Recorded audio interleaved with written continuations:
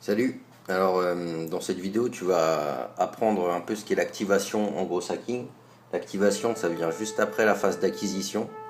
La phase d'acquisition, donc qui rappelle, ça consiste à apporter un maximum de personnes sur l'un de tes contenus, qui peut être une vidéo ou un site web. Alors ensuite, l'activation, en gros, ça va être que le visiteur il réalise une action sur ton site. Cette action, ça va pouvoir être de nombreuses choses. Ça va pouvoir être s'inscrire à une newsletter, s'abonner à ta chaîne YouTube, cliquer sur j'aime, poster un commentaire. Ça va pouvoir être visiter plusieurs pages de ton site web. Ça va pouvoir être énormément de choses. Donc pour ça, on a plusieurs endroits qu'on peut optimiser. L'une des premières choses qu'on va pouvoir optimiser, c'est la landing page. Donc quand le visiteur arrive sur la page,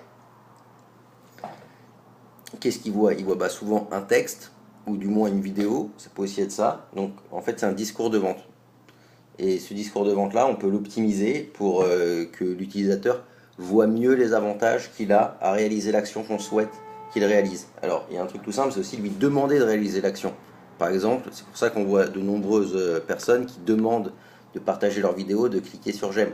Le fait de demander simplement, ça peut faire exploser le taux d'activation.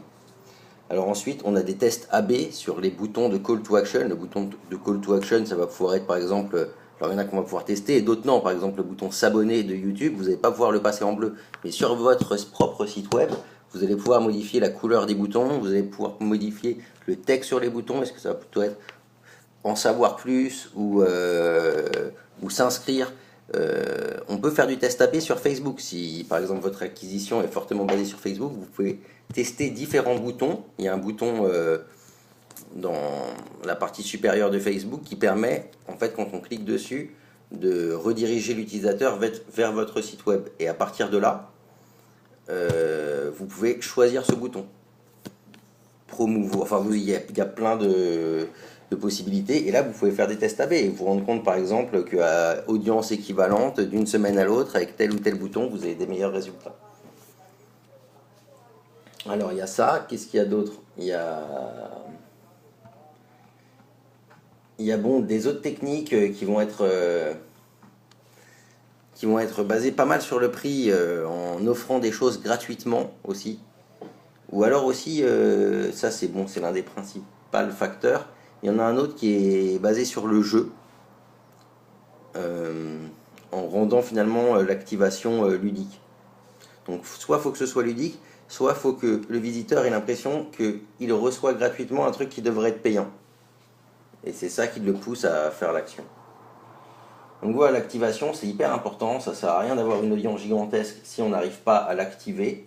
Donc dans le growth hacking, c'est vraiment une phase essentielle sur laquelle il faut énormément travailler. C'est assez stratégique, ça dépend aussi beaucoup de comment on veut activer le client. Il y a plein de façons de l'activer, donc voilà, faut bien réfléchir à quel est notre but dans l'activation. Est-ce qu'on veut plutôt une inscription à la newsletter ou plutôt un j'aime sur une page Facebook? Et après, comment s'y prendre?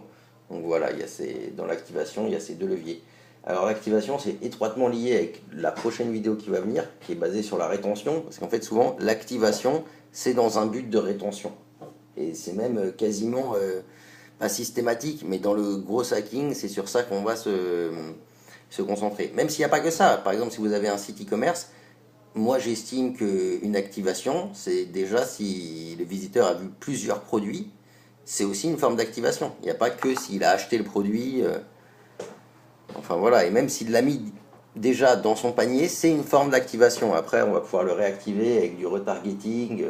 Et donc là, on reviendra à en fait l'acquisition qui se confond avec une certaine forme de rétention, parce qu'une fois que la personne est sur votre site web, grâce au fameux cookie, et cette rétention, on peut d'une certaine façon la réactiver même si elle sera payante. Enfin, on va y venir, ce sera la prochaine vidéo qui sera intitulée rétention.